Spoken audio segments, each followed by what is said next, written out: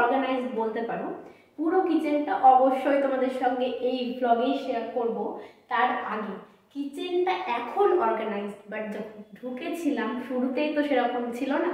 তাই শুরুতে কীরকম ছিল সেইটা বরং তোমাদেরকে আগে দেখিয়ে দিই, তারপর কিচেনের একটা ট্যুর দিয়ে দেবো যে কোথায় কোথায় কী রাখলাম না রাখলাম। 90% অর্গানাইজড কেন বললাম, তার কারণ হচ্ছে এখনও বেশ কিছু কাজ পেন্ডিং রয়েছে। মাইক্রোওয়েভ ওভেনটা সেট করার রয়েছে, যেগুলো কার্পেন্টার ডেকে করাতে হবে। ফ্রিজটা দিকে সেট করা হয়েছে আপাতত। তো এরকম কিছু কিছু কাজ বাকি রয়েছে, কিছু চেঞ্জেস হয়তো আসবে পরে। আপাতত করে কাজ চালানোর মতো করে নিয়েছি। আর আমার গলা শুনে বুঝতে পারছো অবস্থা খুব একটা ভালো নয়, একটা পোস্টও দিয়েছিলাম সেটার জন্য। যখন কিচেনটা অর্গানাইজ করছিলাম তখন গলা পুরোপুরিভাবে বন্ধ ছিল, তাই সেইটুকু পার্ট ভয়েস ওভার দিয়ে দিয়েছি, একটু অ্যাডজাস্ট করে নিও। এই রান্নাঘরটা একদম শুরুর পরিষ্কারের কাজটা করেছিল বাবি। পুরো কাউন্টার টপটা ক্লিন করে দিয়ে আমাকে গ্যাস ওভেনটা সেট করে দিয়েছিল। আমার গলার আওয়াজটা কোনো এক অদৃশ্য কারণে এরকম হয়ে রয়েছে, তো এই আওয়াজ নিয়ে তো কথা বলা সম্ভব নয়। আজকের এই পুরো ব্লগটা আমি পরে যখনই পারবো, গলার আওয়াজ ঠিক হবে, ভয়েস ওভার দিয়ে আপলোড করবো। প্লিজ একটু অ্যাডজাস্ট করে নিও, নতুন জায়গায় এসে বিভিন্ন রকম জল হাওয়ার চেঞ্জে এরকম হয়ে রয়েছে। And this is my kitchen. আজকের কাজ হচ্ছে এই কিচেনটাকে ফুললি সেট আপ করা যতটা পারবো। নতুন বাড়ির প্রথমবার রান্না করা ভাত, সঙ্গে ঘি নুন আর একটু আলু ভাতে। ঘি নুন আর আলু ভাতে দিয়ে ভাত খেয়ে আজকে তিনি প্রথম দিন অফিসে গেলেন একটু বেলার দিকে। আর আমি চলে এলাম আমাদের রান্নাঘরটাকে পরিষ্কার করব বলে। গোছানো তো পরের কথা, আগে তো ক্লিন করতে হবে। নতুন জায়গায় আসলে ওয়েদার চেঞ্জে, জলের চেঞ্জে শরীর কম বেশি যে খারাপ হতে পারে সেটুকু আমাদের জানা। আর আমরা দুজন আবার মুম্বাই থেকে জ্বর সর্দি কাশি সব নিয়ে এসেছি, তাই নতুন জায়গায় এসে সারতে একটু সময় লাগবে সেটুকু বুঝতেই পারছি। তো এই যে বাড়িটা, আগের ব্লগেই বললাম না যে পুরো একদম নতুন, তাই বাড়ির ভিতরগুলো এমনি পরিষ্কার করা থাকলেও ক্যাবিনেটের ভিতরগুলো দেখলাম একদম নোংরা হয়ে রয়েছে। তাই সেগুলোকেই প্রথমে শুকনো কাপড়, তারপর ভিজে কাপড়, তারপর আবার শুকনো কাপড় দিয়ে মুছে নিয়েছি।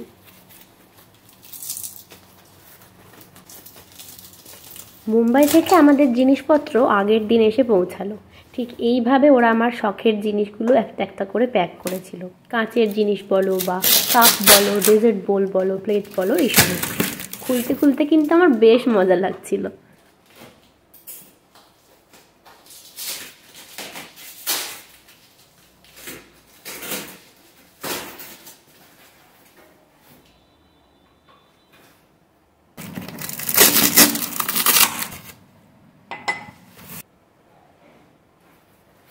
চলো তাহলে এবার এক একটা ড্রয়ার আমার কাপ প্লেট এই সমস্ত দিয়ে ভরিয়ে ফেলা যাক। এই কিচেনটাকে দেখছিলাম আর আমাদের সুরাতের ফ্ল্যাট, যেখানে আমরা 8 থেকে 8.5 মাস ছিলাম, সেটার কথা মনে পড়ছিল। ওখানেও এরকম ক্যাবিনেট করা ছিল, আর তোমরা ওই কিচেনটা দেখতেও ভীষণ ভালোবাসতে।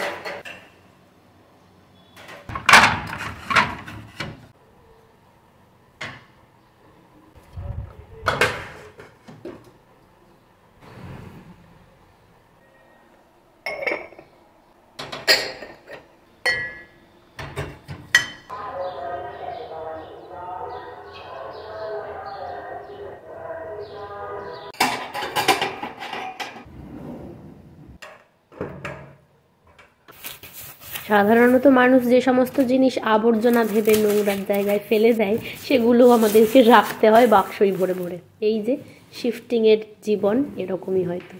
পরের বার আবার যখন শিফট করতে হবে, সেটা 2 বছর হোক কি 4 বছর হোক, তারপরে হলেও এই জিনিসগুলো কাজে লাগবে, সেই ভেবেই সব কিছু রেখে দেওয়া। একটু আগে যে বললাম আমার শখের ক্রকারিগুলো একটা একটা করে র্যাপ করে এসেছিলো, তারই মধ্যে এরকমও একটা জিনিস ছিল যেটা ওরা র্যাপ করেনি, ইদার ভুলে গেছে আর কোনো একটা কারণে করেনি। সেটা আমার সবচাইতে পছন্দের সার্ভিং ট্রে ছিল, আমার জীবনের প্রথম কেনা সার্ভিং ট্রে ডিমার্ট থেকে। কতটা ক্লোজ টু হার্ট হয় আমি জানি, যাদের এরকম শখ আছে তারা বুঝতে পারবে। সেই প্লেটটা ভেঙে গেছে, আগের দিন যখন কার্ডবোর্ড বক্স ওপেন করা হচ্ছিল তখনই দেখেছি। এই শখের জিনিস একটু খারাপ হয়ে গেলে, একটু ভেঙে গেলে যে কীরকম মন খারাপ হতে পারে, ওই যে বললাম আবারও, যাদের এরকম শখ আছে তারাই বুঝতে পারবে। 8 ঘন্টা মতো আমি কোনো কথা বলিনি, চুপ করে বসেছিলাম। আর আমাকে ওই অবস্থায় দেখে ভাবি বলল, কি হয়েছে, একটা প্লেটই তো ভেঙেছে, আবার কিনে নেবে। কিন্তু একটা প্লেট যে কিনে নিতে পারবো কি একটার জায়গায় 10টা কিনে নিতে পারবো সেটা বড় কথা নয়, আমার ওই প্লেটটা অক্ষত অবস্থায় ফেরত চাই, এটাই হচ্ছে আমার বক্তব্য। যাই হোক, সেই প্লেটটাকে আগের দিন রাত্রেই ফেভিকুইক দিয়ে কিছুটা হলেও আগের অবস্থায় ফেরত আনার চেষ্টা করেছে আমার বর।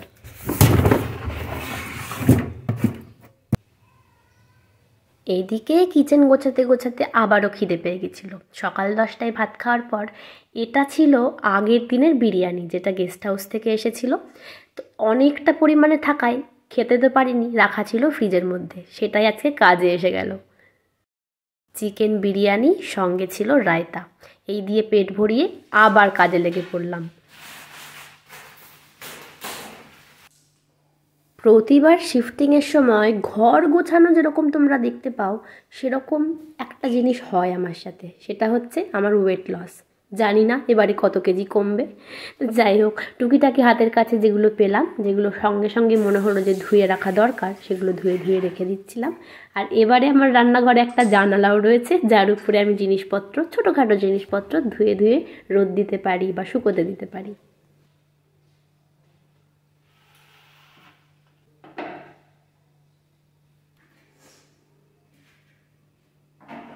যারা এরকম ঘর গোছাতে ভালোবাসো না আমার মতো, আমার মনে হয় তারা এরকম বাড়ি দেখলে খুশি হয়ে যাবে খুব সহজেই।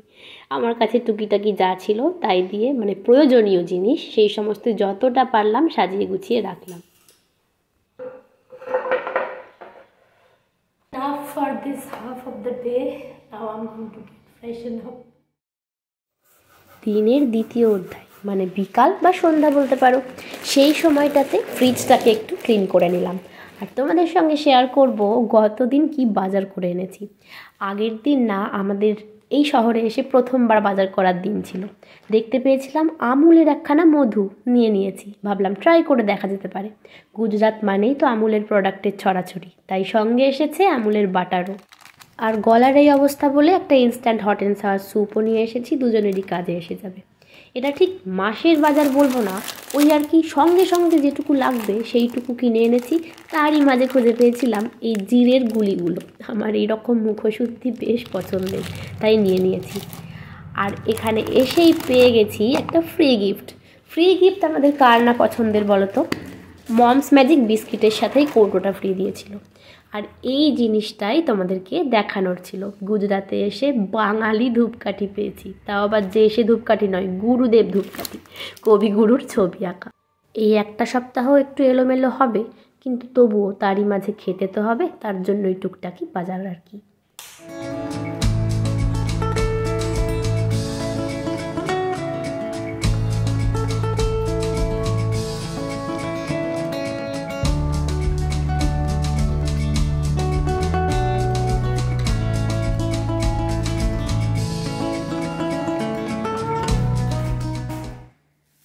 ফার্স্ট হাফে রান্নাঘর গুছিয়ে নেওয়ার পর সেকেন্ড হাফে ফ্রিজ ক্লিনিংও হয়ে গেছে, ফ্রিজের জিনিসপত্রও ভরে নিয়েছি। তাই ভাবলাম এখন অনেকটা সময় পড়ে আছে, বুক র্যাকটাকে বরং সেট করে ফেলি। আর এরকম এক বাক্স বই, যদিও জানি নিজেরই বই, তবুও মনে হলো যেন উপহার এসছে কোথাও থেকে। টুকটুক করে গুছিয়ে নিচ্ছিলামই, তিনি ফিরে গেছেন অফিস থেকে।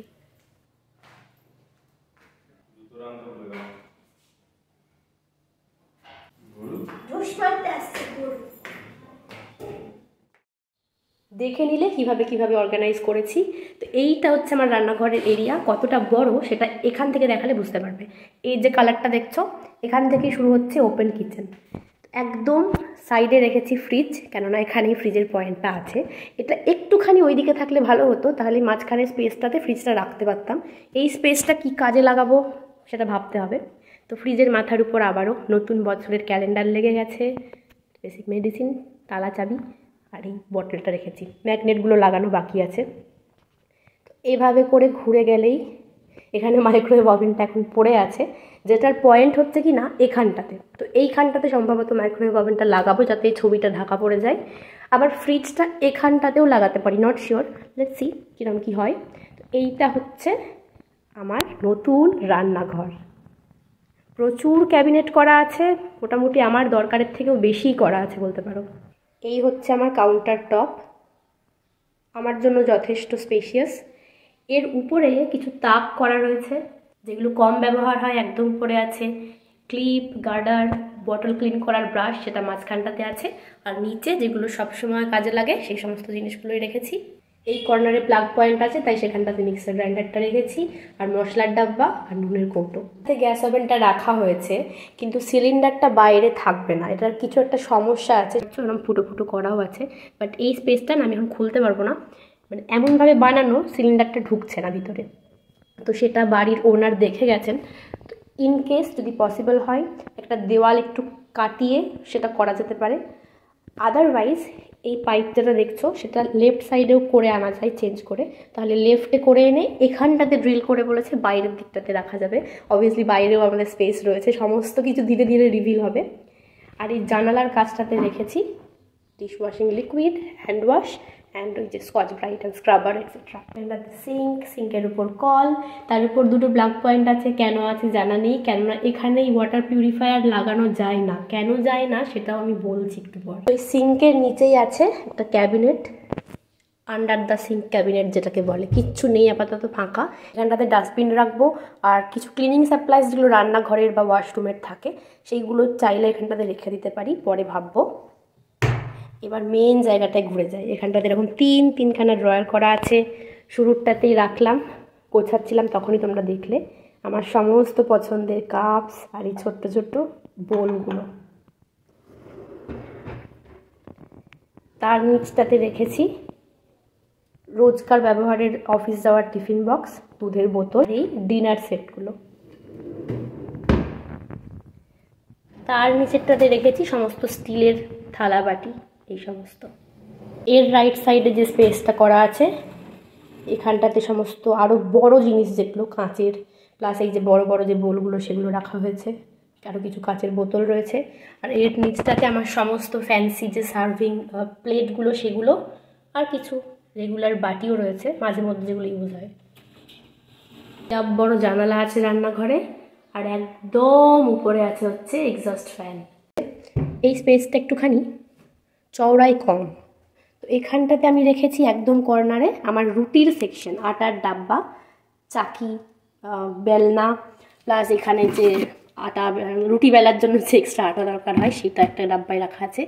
এই জায়গাটা যেটা দেখছো সমস্ত প্লাস্টিকের কন্টেনারগুলো আছে, যেগুলো অবভিয়াসলি ব্যবহার হয়, যখন যখন হবে এখান থেকে বের করে নেওয়া হবে। আর এই জায়গাটাতে এটা খুলবে না, এখানটাতে আছে ওই নতুন যে ডিনার সেট এই সমস্ত সেগুলো। এদিকে চলে এলেই আছে লম্বা যে ক্যাবিনেটটা, সেটা আমার সমস্ত রান্না করার যে জিনিসপত্র সরঞ্জাম সেই সমস্ত, মানে যেগুলো রান্নার কাজে লাগে, লাঞ্চ বলো ডিনার বলো, এক্সট্রা জিনিস থাকে যেগুলো ছোটো কৌটোয় আটে না, সেই সমস্তগুলো আছে। আর এর নিচে আমি রেখেছি আমার বাসন, মানে যেগুলোতে রান্না হয় সেই সমস্ত জিনিস। এখনও অনেক জায়গা আছে, চাইলে আমি আরও বহু কিছু রাখতে পারি। এখন জাস্ট বেসিক শুরুতেই যেটুকু অর্গানাইজ করা গেছে সেইটুকু করে রেখেছি। এই হচ্ছে এই নিচের পার্টটুকু, আমার ভীষণ পছন্দের এই জায়গাটা। এখানটাতে আমি মেনলি রেখেছি চায়ের যে সাপ্লাইজ সেগুলো, আর ব্রেকফাস্ট আইটেমস, মানে ব্রেকফাস্ট বানানোর জন্য যা কিছু আমি রাখি বাড়িতে সেই সমস্ত আছে। আর এই সামনেরটাতে আছে ড্রাই ফ্রুটস, কিছু এখনও ফুল হয়ে রয়েছে, কিছু ফাঁকা আছে, এটা যেমন কাজু থাকে, এটাতে কিশমিশ থাকে, নতুন মধু কিনেছি সেটা এখানটাতে রেখে দিয়েছি। তো এইটা হচ্ছে পুরো মানে সকালবেলার আর সন্ধ্যাবেলার চায়ের সরঞ্জাম। তার উপরে বড় ডেচকি, কিছু নতুন আমার কাছে ফ্রাইং প্যান, তাওয়া এসব রয়েছে, কাঁচের গ্লাস, এই সমস্ত এগুলো রেখে দিয়েছি। আচ্ছা, পিউরিফায়ার লাগানো যায় না কেন বললাম, তার কারণ আমরা কোথায় আছি যদি কেউ নতুন দেখছো তাদেরকে বলে দিই, we came here in Kutch. Mumbai থেকে কচ্ছে চলে এসেছি। কচ্ছের জল একটু নোনতা, একটু না অনেকখানি নোনতা। আমরা যখন গেস্ট হাউসে ছিলাম সেই জলটা পুরোপুরি নোনতা, মানে কল খুলে মুখে যে জল দিচ্ছি মনে হচ্ছে নুন জল। আবার এই বাড়িতে যখন শিফট করলাম এখানে এসে কলের জলে মুখ ধুয়ে দেখছি নোনা ভাবটা অনেকখানি কম, মানে খুবই হালকা একটা নোনতা ভাব রয়েছে। তো সেই কারণে কচ্ছের জল, সল্ট ফ্ল্যাটস রয়েছে, সল্ট ডেজার্ট রয়েছে, জল সল্টি, ওয়াটার পিউরিফায়ারের ফিল্টার খারাপ হয়ে যায়, তাই এখানে পিউরিফায়ার কেউ লাগায় না। যে 20 লিটার জার হয় সেই জারের সিস্টেম রয়েছে, আস্তে আস্তে সমস্তটা জানতে পারবে। তো সেই কারণেই বললাম যে কেন প্লাগ পয়েন্ট দুটো করেছে জানি না। তো এই ছিল আমাদের নতুন রান্নাঘর, কেমন লাগলো জানিও। এরপর তোমরা যারা আমাকে আগের থেকে দেখছো জানো বিভিন্ন রকম চেঞ্জেস তো আমি করতেই থাকি, করবো। বাট এই রান্নাঘরটা অ্যাজ ইট ইজ সুন্দর, তাই এখানে আর পুরোনো যে ডিআইওয়াইসগুলো করেছিলাম বা নতুন কোনো ডিআইওয়াই আর করবো না, আর সেগুলো লাগাবো না, কোনো দরকার নেই। আদারওয়াইজ জিনিসটা খুব কনজেস্টেড হয়ে যাবে। গলাটা যত তাড়াতাড়ি সম্ভব ঠিক করে ফেলতে হবে, যাতে পরের ব্লগগুলো তোমরা এরকম ফুল অফ এনার্জি সমেত আমাকে দেখতে পাও। তো সবে রান্নাঘর দেখালাম, এরপর পুরো বাড়িতে বহু কিছু করার রয়েছে, সমস্তটাতে তোমাদেরকে ভার্চুয়ালি সামিল করবো এই জার্নিতে, যেরকমটা বলেছিলাম। চলো দেখা হচ্ছে খুব জলদি অন্য কোনো ব্লগে। Till then take care, stay happy.